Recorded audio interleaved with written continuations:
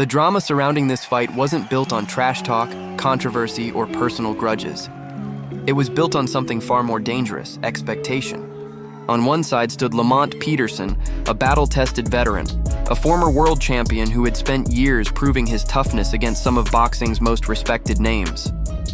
On the other side stood Errol Spence Jr., the undefeated champion many believed was destined to become the next dominant force in the sport. When they stepped into the ring in Brooklyn, New York, it felt less like a routine title defense and more like a passing of the torch moment waiting to happen. The only question was whether Peterson had enough left to stop it. As the introductions echoed throughout the arena, the contrast between the two fighters was impossible to ignore. Peterson carried the calm confidence of a veteran who had survived countless wars. He had experienced championship glory, heartbreaking defeats, and every emotional high and low boxing could offer. Across from him stood Spence, younger, stronger, and carrying the aura of a man who believed he was only beginning his reign.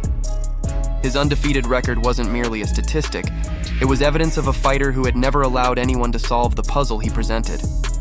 The referee brought both men together, delivered the final instructions, and sent them back to their corners. Gloves touched. The tension inside the arena instantly transformed into anticipation. Then came the opening bell. From the very first moment, Spence established exactly what kind of night Peterson was facing. There was no hesitation, no feeling out process, no cautious beginning. Spence marched forward immediately behind his jab, controlling distance and forcing Peterson onto the defensive. Every movement carried purpose. Every step seemed designed to reduce the available space inside the ring. What made Spence so dangerous wasn't merely his power. Plenty of fighters hit hard. What separated him from others was the efficiency behind everything he did. His punches were technically sound, thrown with balance and precision, allowing him to remain in position regardless of whether they landed. He never seemed reckless. Even when attacking aggressively, he maintained control. Peterson quickly discovered another problem. Spence wasn't only aiming for the head, the champion repeatedly targeted the body with punishing left hands. They weren't flashy punches designed to excite the crowd. They were investments. Each shot buried into Peterson's midsection was designed to produce consequences later in the fight. While fans often focus on knockouts delivered to the head, experienced fighters understand that body attacks slowly drain resistance. They sap energy, weaken movement, and force mistakes. Spence knew it, and Peterson knew it too. Despite the pressure, Peterson refused to retreat entirely. Many expected him to use constant lateral movement, circling around the younger champion and avoiding prolonged exchanges. Instead, he surprised observers by choosing to stand his ground more often than anticipated. Whenever opportunities appeared, he answered with sharp counters, particularly his right hand. There were moments when he landed cleanly enough to remind everyone why he had once stood among boxing's elite. For brief stretches, the veteran's experience became visible. He slipped punches, timed counters, fired hooks to the body of his own. He demonstrated the craft that had carried him through years of elite competition. Yet even in those successful moments, there was an uncomfortable reality hanging over the fight. Spence never stopped coming. Every exchange seemed to favor him in the long run. If Peterson landed one shot, Spence answered with two. If Peterson created distance, Spence erased it. If Peterson tried to slow the pace, Spence increased it. The younger fighter appeared completely comfortable operating at a level of intensity that would exhaust many opponents. By the second round, the pressure had become relentless. Spence continued stalking forward, firing combinations upstairs and downstairs. His left hand repeatedly found openings. Uppercuts sneaked through the guard. Straight punches split Peterson's defenses. What impressed many observers wasn't simply the volume of punches, but the diversity of the attack.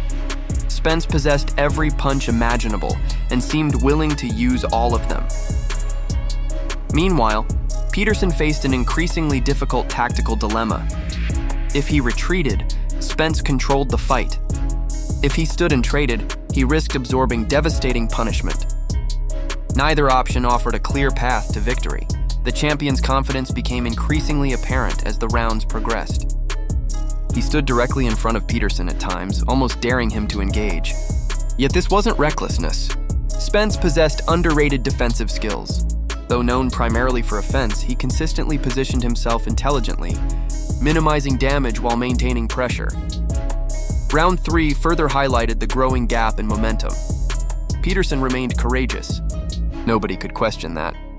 He continued searching for counters and attempted to disrupt Spence's rhythm whenever possible.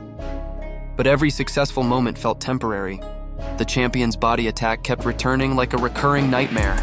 Left hand slammed into the ribs. Hooks dug into the torso. Straight punches pierced the guard. The cumulative effect became impossible to ignore. Peterson's reactions slowed slightly. His movement became less fluid.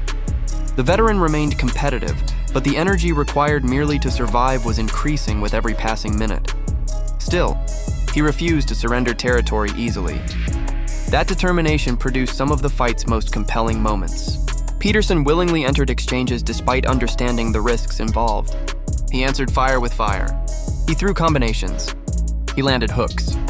He demonstrated the heart that had earned him respect throughout boxing circles. Yet courage alone can only accomplish so much against a fighter operating at the peak of his abilities. By the middle rounds, Spence had settled into a rhythm that seemed almost impossible to disrupt. His jab dictated range. His footwork controlled positioning. His combinations flowed naturally from one target to another. Head, body, head again. Every sequence carried intention. The crowd sensed something important unfolding. This was no longer simply a champion defending his title. It was a showcase of dominance. A demonstration of why so many considered Errol Spence Jr. one of boxing's brightest stars. Peterson continued fighting valiantly. There were moments when his right hand found a home. Moments when he pushed forward and reminded everyone of his warrior mentality. But the overall picture remained unchanged. Spence consistently landed the cleaner punches. Spence controlled the pace. Spence dictated where and how the fight occurred. What made the performance particularly impressive was the patience involved. Many young fighters, sensing success, become overly aggressive. They chase knockouts and abandon discipline. Spence did the opposite. He remained composed. He trusted the process. He trusted the body work. He trusted the accumulation of punishment. That patience gradually transformed into visible damage. Peterson's face began showing signs of battle. The punishment absorbed over previous rounds was becoming harder to conceal.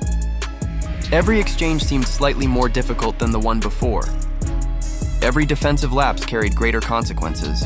Then came the rounds where the fight evolved. From a tactical contest into something more dramatic, Peterson's pride refused to let him fade.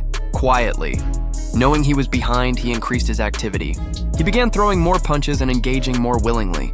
The veteran dug deep into his reserves, searching for the kind of momentum shift capable of changing everything. For a brief period, fans witnessed exactly why Peterson had enjoyed such a respected career. He fought with heart. Pure, undeniable heart. Punches flew from both sides. Peterson landed some of his best shots of the night. He attacked the body. He targeted the head. He pushed forward despite the mounting punishment. The crowd appreciated the effort, but there was a problem. Even during Peterson's strongest moments, Spence remained composed. The champion absorbed the challenge without panic. He continued walking forward, continued firing combinations, continued investing in the body, and perhaps most importantly, he continued winning the exchanges.